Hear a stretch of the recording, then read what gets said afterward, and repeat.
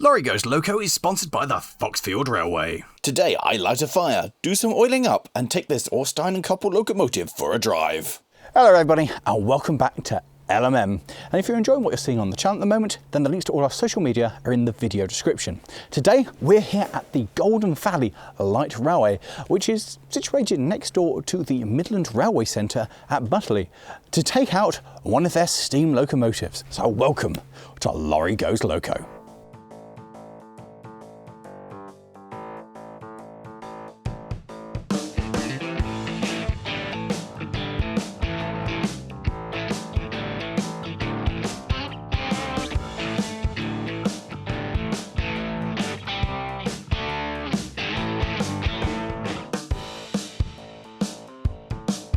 Behind me here we have Ornstein and Koppel number 7529 of 1914. Now, some of you might be thinking, that year sounds awfully familiar. Was there some really big event that happened with German manufacturers around there? Yes, there was. This was finished just before, in the nicest possible way, international relationships broke down and ended up going, well, it was ordered for a sandpit in France. And basically it spent its entire working life just trundling around moving sand. When the war broke out, it never really got as far as where this was on the far side of Paris. So it just continued fetching sand and shoveling sand back and forth. It didn't do anything in the Second World War. We assume the same thing happened. If the Germans wanted sand, it continued working and collecting sand. There are a couple of interesting features about it that we're not really sure where they come from. Most notably, it's got a steam bell on it, which is something that I never come across before, and I think it's absolutely superb. Why on earth a sand quarry would want a steam bell fitted to their engine, we don't know. Admittedly, some of the route did run alongside the road, so that makes sense, a tramway to have the bell alongside it. However, none of the other locomotives actually employed at the quarry had a similar arrangement fitted. So we're left to assume that this was a, do you want a locomotive and you want it now? We have this one in stock. O&K produce locomotives in varying different sizes and generally refer to them by their horsepower. This one is one of the end of the range of being a 50 horse. Now it weighs about 8 tons, so it's quite a colossal little beast. And with its cylinders, which are now 18-inch, they've been bored out a little bit, with a stroke of about 12 and 24-inch wheels, means that it will shift somewhere in the region of about 100 tons on the level, which is no mean task for a relatively small locomotive. Now, I've always had a rather large soft spot for these. I like the look of an Ornstein and Koppel. It's got this instantly recognisable look, particularly the long chimney and having the sander up there, the dome.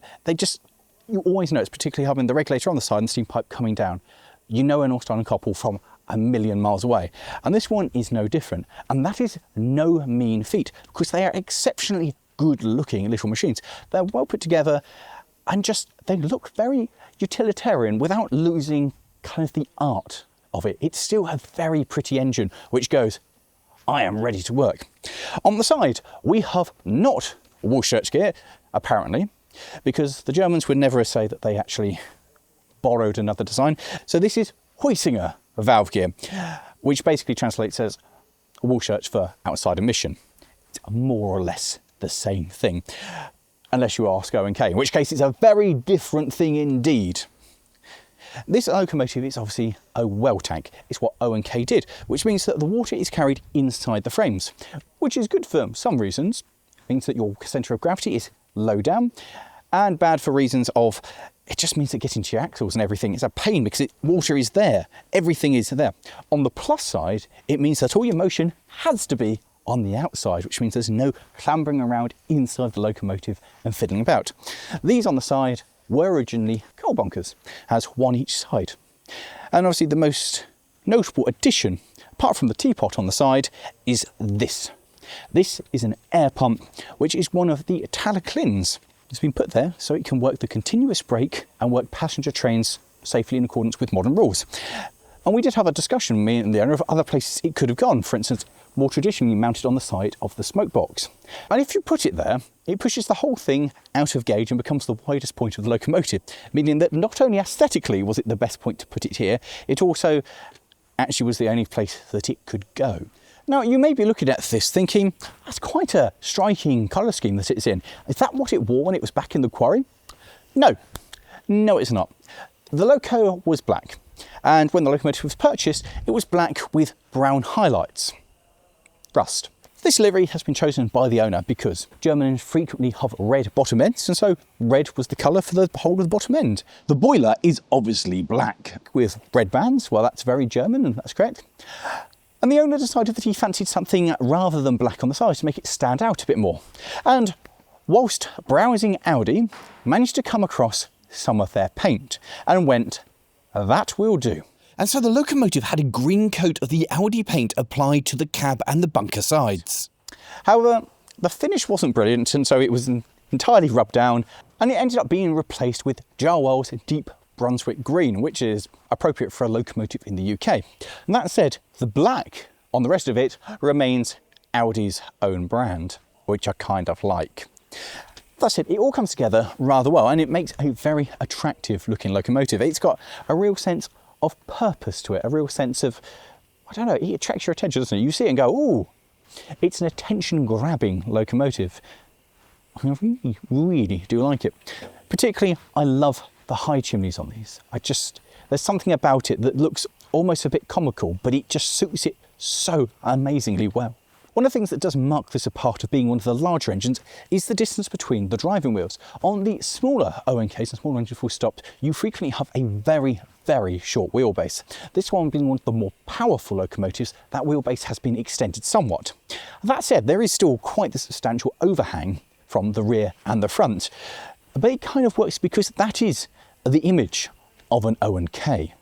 The locomotive had a fairly hard working life, receiving maintenance only when it, well, stopped working. To that degree, at some point in its life, it had a rather hard derailing, to the point that the axles were bent. But that didn't stop them using it, it just limped along. And the last time we are certain that it was still working in the quarry was in 1963, which is mad. It arrived in the UK in 1967, and we know that it had stopped a few years before that, but it's thought that it continued working even beyond 63. By the time it got to the UK, to quote the current owner, I can't use those words on YouTube, so to make the friendly version, it was very, very, very, very tired. Ironically, the locomotive went to the other Ripley in Surrey, but nothing really happened to it. It just sat around, and then the history becomes a little bit vague. We think there may have been a second owner who took ownership of it and did nothing with it, but regardless, it ended up at the KB Light Railway, and in fact this pulled the Reverend Teddy's wedding train because his own engine Pixie was in bits.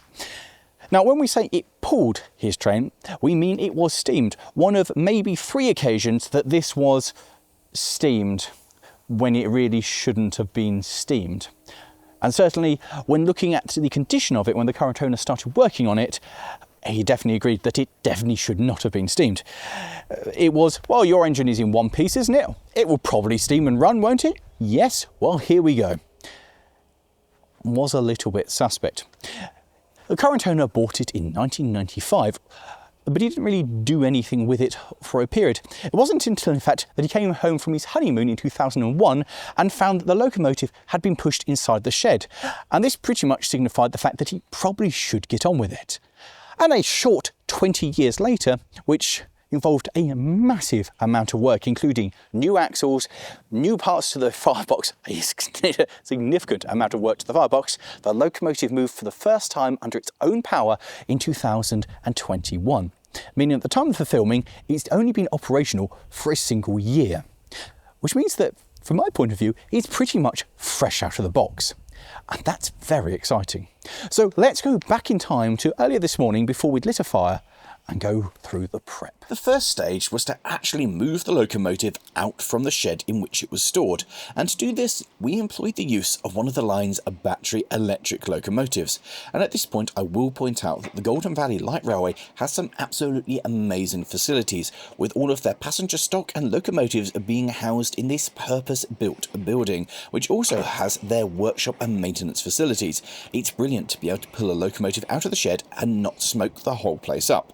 But before we get down to the prep, it's time for a word from our sponsor. Whilst you've been watching Lawrie Goes Loco, have you ever thought, I really want to do what he gets to do? Well, I've got good news for you, because the Foxfield Railway offer a driver experience course where you'll be welcomed up onto the footplate, where you can sample one of these amazing engines close up and get a sense of the sheer power and magnificence that they present. It's a treat for all of the senses. Not only do you get to feel the power of the regulator, but you'll feel the heat emanating from the fire beneath you. And believe me, being on the footplate is one of the best experiences that this world has to offer. And it's not just the driving. You'll be shown how to swing a shovel and how to fire a steam locomotive, all under the watchful eye of our experienced volunteers, who will tell you everything that you need to know and keep a watchful eye on you. And just think, this could be you driving a full-size steam locomotive. And remember to use our exclusive code for money off. And that's not all. As part of your day, you'll be taken up into our signal box and shown how a railway works safely. Absolutely no experience is needed, so check out the link in the video description to book. And to help me out here at LMM and to keep up to date with things that are going on at the railway, sign up for the newsletter, remembering to click the You Found Us Through LMM to let them know that you found them through me. And with that, on with your regular content. Travelling back in time to first thing this morning, but actually, no, it's not first thing this morning. There's so many lovely things inside the shed over there, and the guys here are so lovely that although we tried for first thing this morning, we've been having a lovely chat, and then I got distracted by all the stuff inside the shed, and then we had a bit more of a chat, and then we had a cup of tea, and then I got even more distracted by some stuff inside the shed.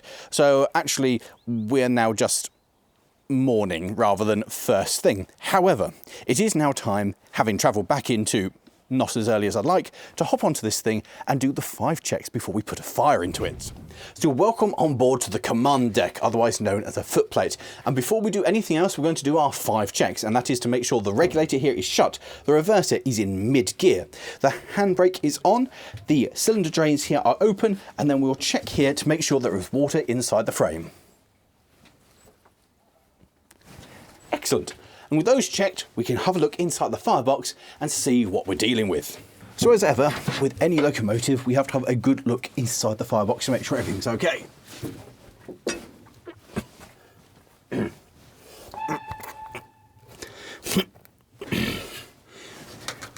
There is a modern technique of doing this where you don't have to put your head in if your head is too big, ego or otherwise, to fit inside the firebox, and that is to go, give me that.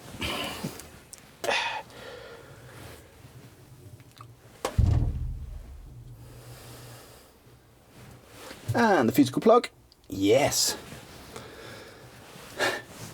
Technology is amazing, because now I'm still relatively clean, and we've checked that everything is in okay condition in there, no leaks, everything's fine, and it's all been cleared out. So next is to go to the front of the engine and check the smoke box.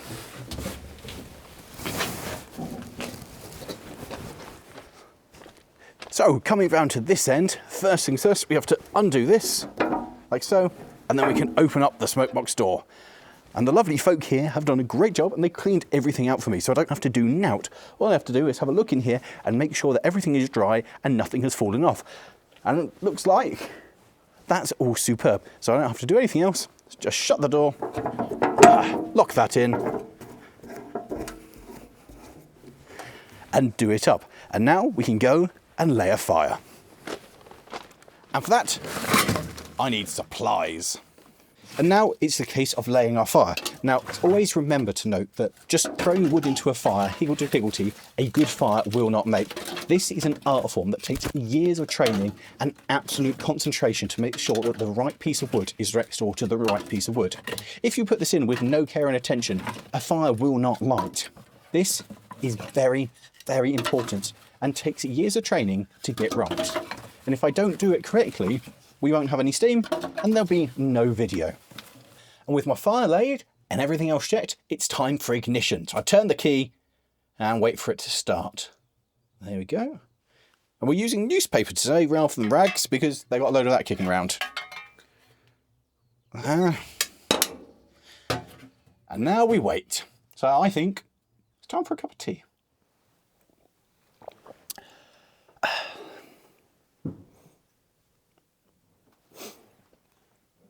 That's clouded up. Oh, that's a shame. I've been told it's now time that I need to actually do something. So it's time to grab the nice squirty oil can. And starting along here, the rear of the brakes there, you can see the lever coming down. That's grease, so I don't need to touch that, which means it's now time to start on the motion. So we're going to start from the outside and just work our way across. So on the return, we'll crank the lubricator here. I replace that. They're quite smart, aren't they? Pushing down things. That's clever. I like that. And into you. That's very good. Very smart. And we can just put a dribble of oil on the brake hanger there and on the inside there. Reach into here. These are all really nicely made with really nice, easy to grab and touch lids. So many things have got like nuts or weird shaped things you need a special tool or a spanner, and it's so nice to be able to do everything by hand.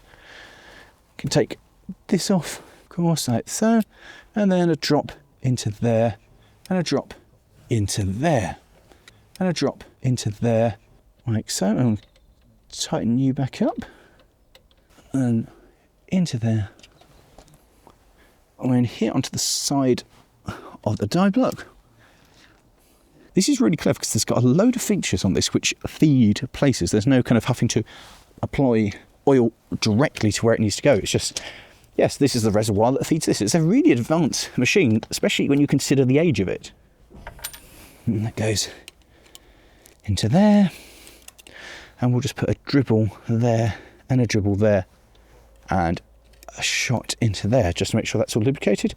And replace top there, which feeds basically all of the motion combining. O&K valve gear is strange. So a drop into there, a drop into there, and a drop onto there. And this is the lubricator for the steamy bits. And then we'll drop onto there, and we're going to come down here. Now the slide bar has one lubricator that feeds everything, so it also fills the little end down here. So we can drop into there. It's a fairly big reserve in there, which fill like that. That goes back into there, and then shoot into there. I'll shoot into here, into there, onto the front brake hanger there, which is very useful at the long bit, and then push that down to do this on the front driving wheel.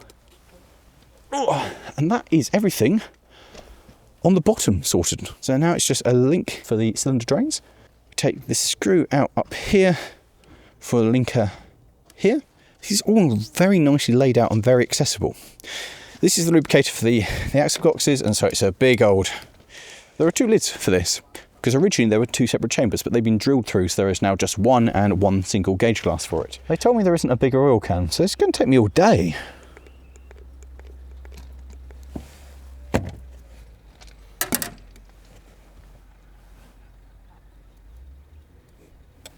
And then I need to get the steam oil for this, and then we have these here which feed each axle box themselves, because that just does the journals, this does the faces. So we'll take all of these off and fill all of these up as well. To-do. And so just oily, oil that one, that, of course, that. So now all I've got to do is replace these. So with all the motion lubricated on this side, it's time to move on to the steam oil, which is served in this delightful teapot. And I can't help but wonder how many times people have made themselves a cup of, well, not tea. And there it goes. It's not a hot day, and steam oil is slow. And with that now nicely filled up, it's to move across to here. And this serves two parts as well. It comes down with the lubricator down here to actually go onto the piston itself, onto the stroke there, and also it lubricates the valve. And again, very slow. And with that also filled, that completes the lubrication over on this side. So now all I've got to do is go around and do everything exactly the same on the other side, apart from that's got the air pump, which I need to sort out as well. Coming around onto this side, I've been armed with these to attack the only thing which is different, and that is the lubricator for the air pump. So we put this and this onto the space-aged kind of design thing covered in tin foil, and just crack that open, and we can take this off. Obviously the pump's been put on to create air so it can work air brake stock, and thus having the continuous brake. Let's take that out. We go get our friendly teapot, and there's a little drain there, but they've already done that for me, so I don't need to drain it. And we can now just fill it up with oil. Or treacle. Tighten that back up, and then yes, and crimp that up. And then finally, we have a colour code system of the little blue pot that says compressor oil goes in the little blue bit here for compressor oil, which makes sense really. And now there are 2 points I need to do in the cab, and I need to do the entirety of this side, but I'm not going to bore you by doing all of it again.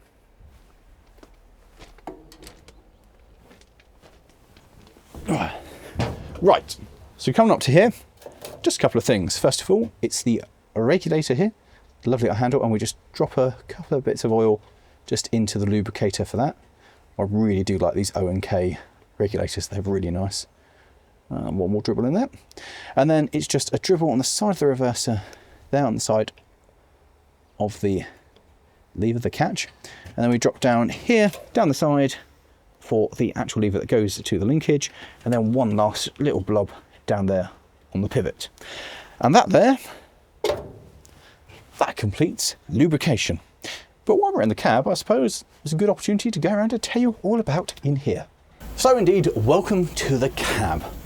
And to Arch, it's actually a very nice and well laid out. I think there is plenty of space up here for me at least. When you get two of you, maybe a little more cramped. But it's quite nice, and particularly I really appreciate the good amount of headroom up here. It's nice to be able to move around and not be constantly going, I'm going to bang my head on it. And visibility forward, well, is pretty good. Obviously, I have the disadvantage of having a boiler, chimney and dome in the way, but it's pretty good that way. And obviously, behind me this way, superb, because I can see right down to the rear coupling. And then the back head itself is very nice, very narrow as well, because it doesn't come out very far. I have that side, our coal bunker, and below it, there's a toolbox. That's a really nice little function. The fact that you don't have to go right down to the floor to get coal, and storage underneath, very good idea. Really like that part of O&K. And this side used to be the same, but this has now been repurposed to be part of the air brake apparatus. So, working across from here, I have the regulator just here. I really, really like O&K regulators because it's such a nice little handle. It's not like a big chunky machine. It's an operator's tool. It's a driver's tool. A very nice, precise device. They're brilliant. And the linkage obviously goes straight from there to the actual valve itself on the side. The reverser is tucked down here as well. Very nice. And then I've got the brake here. Now the Locomotive is air braked, and the air brake works the train as well. So one brake works all. I have the injector on this side, and we have a trimming valve there. That's not for the water. They're lifting injectors, obviously, because it's a well-tanked locomotive. And this doesn't control the water. There's a bullet-shaped device that drops down, which, as you drop it down, it changes the velocity that the steam comes through. So no water control, it's just that. And then we have our main steam control for the injector is there, and for the other one is over there, and the other injector is mirrored on that side. Working across here, we have the steam bell control, which I cannot tell you how excited I am to try that out later. There's the shutter for the pressure gauge here, the blower's that one, and this is the steam control for the air pump. Coming down here, we have another very exciting feature. It's the fact that we've got 3 handles for the whistle, which means you can control the whistle from either side, and then we have the ability to do 2 tones with these, and that's, again, hugely exciting and cannot wait for that.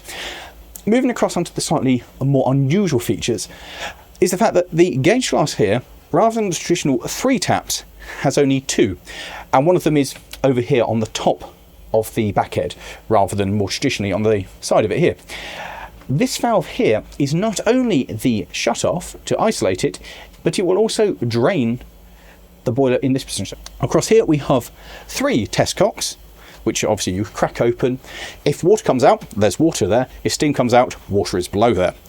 Fire hole doors there with the damper down the floor, and then we have the cylinder cocks here, and there's a blow-down valve just beneath that. Handbrake there with a nice big weight on it, and then we've got the emergency air dump valve just tucked behind me. And that's basically it. The only other feature that's been added on here is the gauge up there for the air brake, so we know just how much of air we have produced and what we're actually doing with it. That's basically it. It's really nicely laid out, and obviously we've got the sander valve over there, which is clearly a fireman's control rather than a driver's. I like this. I like how everything's laid out. I like how it's all pretty... For an engine that's this old, it's very ergonomic, because as a driver you can just stand here with everything, don't need to move, don't need to lean, it's just everything there. And it does feel like a very well-engineered and friendly machine.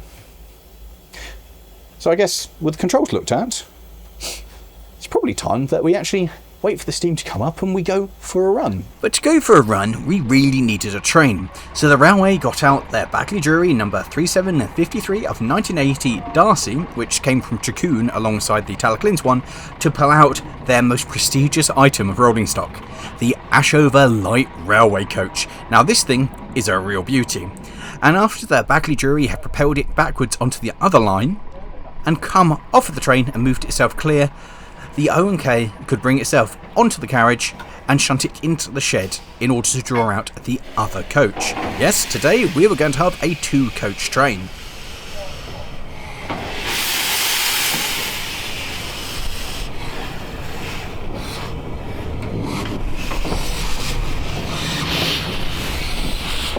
The two of them together look so beautifully light railway. This is carriage 119, which was built at Boston Lodge Works on the Festiniog Railway in 1980 and was withdrawn from service in 2013. And with that, my cameraman Jay hopped onto the coach to enjoy the trip down as I got to grips with the control of the engine. And it gave me an opportunity to appreciate how lovely this coach really is. At the bottom, we ran round and coupled back up, ready to begin filming. Right, and so now we're ready to make our attack up the line and go for a drive, which I'm very excited for. But before we do that, the thing I want to try out most is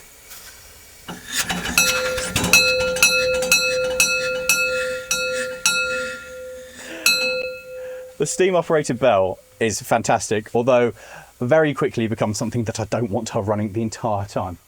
The other thing, of course, is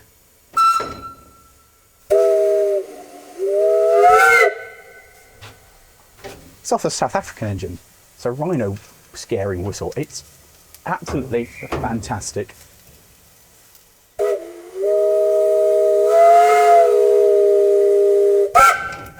I don't want anything else, I just want to play with that all day. So, knock the brake off, and now gently lock it around. So getting the regulator open is a case of open and shut just to fill up the steam chest a little bit and let it do something. And then as soon as it's there, we can start going.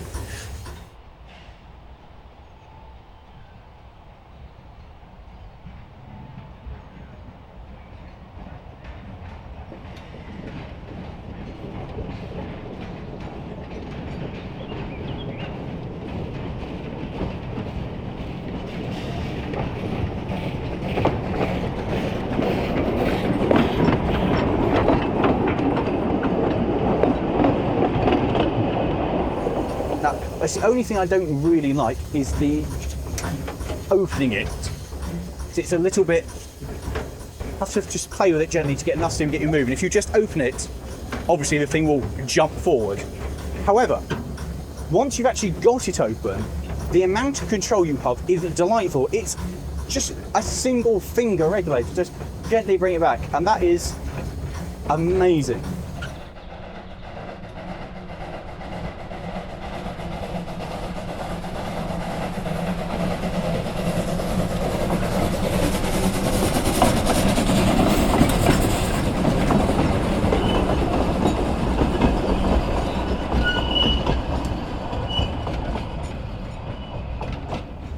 Reverse back one notch, and then by the time we get here we need to be starting to open up to get up the hill. And the best thing about this is the noise. The engine actually has to work relatively hard. Amazing. It's so nice, especially the same thing as when we get to second port, a little bit of force is needed to open it, but once you're past that, It's great, and it's really a locomotive that you can drive on the reverser. And finding that on a narrow gauge engine, especially a small narrow gauge engine, is something I have never come across before. And I think that's brilliant.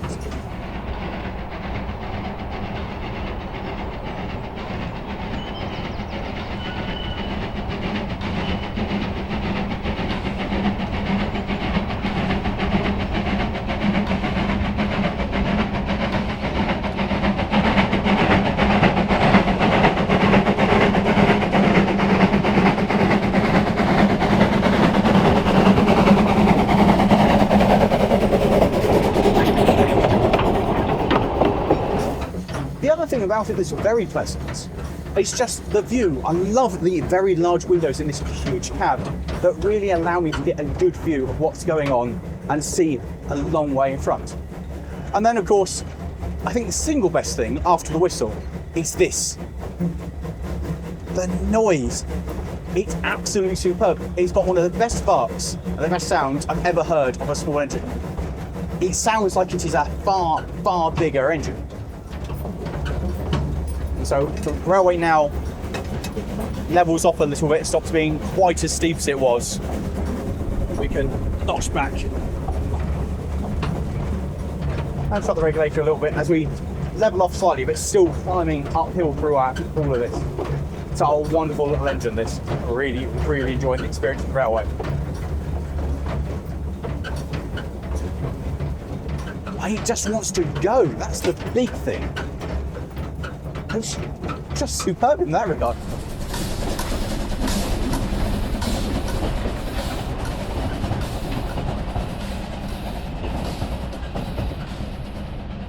And I do like how everything here is just laid out nice, that I don't need to move at all to do any of my drivery duties. I think that's very, very nice indeed. Now, it does certainly bounce a little bit, and that's because it's quite a short wheelbase and quite a long overhang both sides. I really can't say kind of to mark it down for that, because what do I expect? It's not certainly uncomfortable or anything. It does move a lot, but it's not like it's trying to throw me off or anything like that.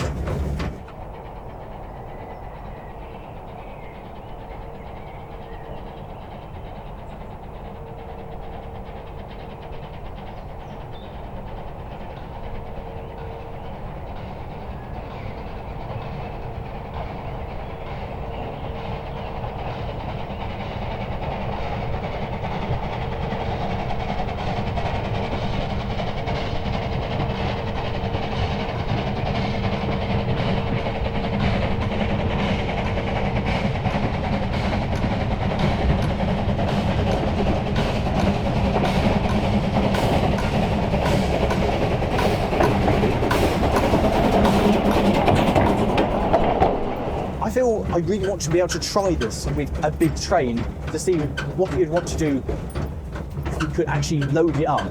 Apparently there's some videos on the internet somewhere of it actually working hard with a big train and having to do what it really wants to do.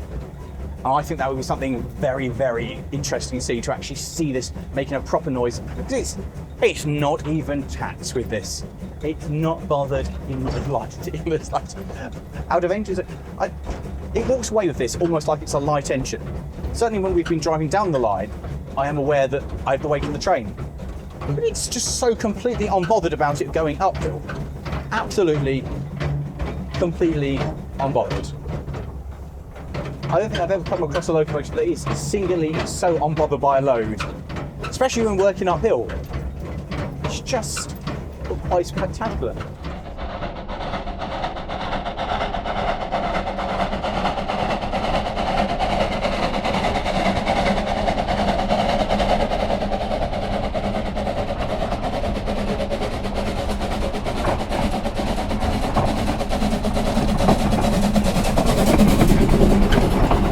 Now, obviously, there's nothing in the cab like a seat or anything, so I can imagine at the end of a long day you may be feeling a bit tired.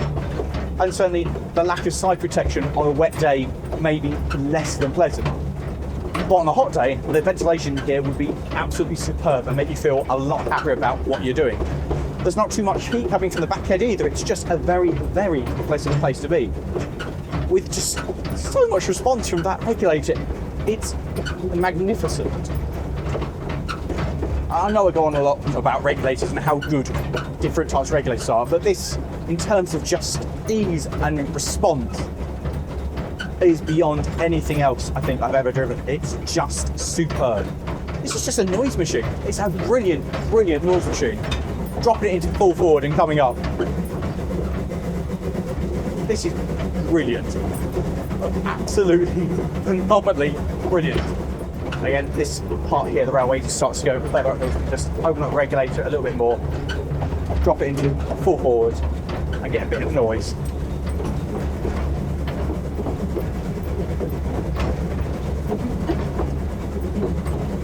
Absolutely magnificent. It just gives such a sense of power and such a sense of winning that it wants to go. I guess it's part of having that very long chimney on it that helps really make that bark, but it sounds like a much bigger engine to what it actually is. It feels like a proper, like almost full-size engine rather than an Argus thing. It feels like a mainline thoroughbred rather than an industrial thing.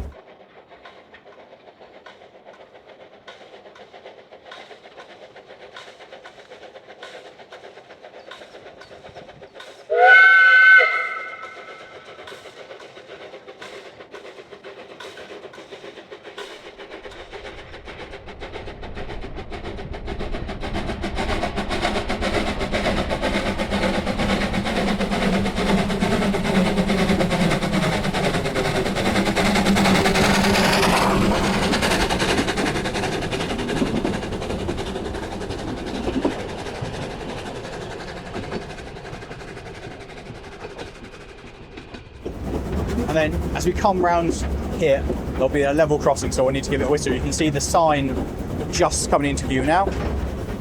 So we'll reduce speed slightly and open up this magnificent, one of the best whistles I've ever had a go at. Absolutely magnificent. The whistle, again, is a highlight of it. It's full of just really, really nice features. It goes well.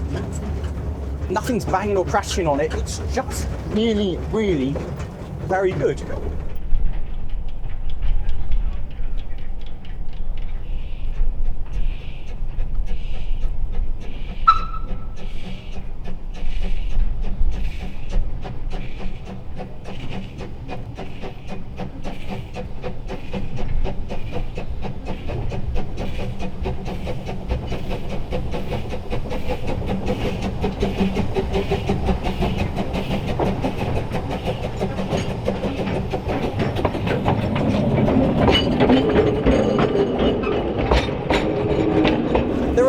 I come across that I really fall for as much as this. This one is genuinely something very, very special indeed. Obviously, for what they use it for here, running main passenger service, this is absolutely ideal. It's not overstressed, it runs quite happily. It's absolutely magnificent. And I absolutely love it.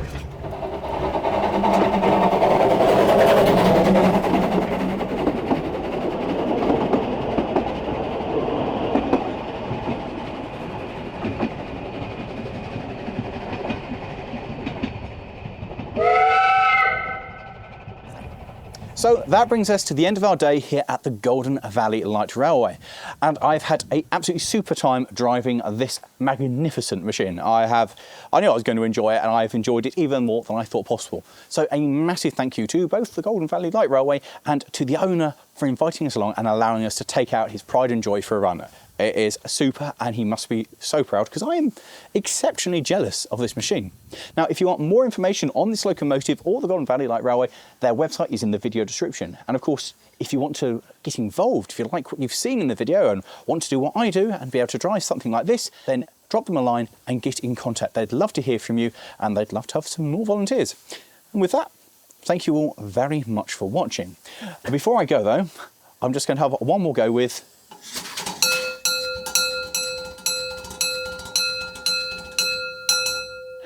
without doubt, the best feature on a steam engine ever. So if you have enjoyed this, how about clicking down there for one of our other reviews that we've done on a steam engine, and somewhere over there for another one. Thanks for watching, guys. We'll see you next time.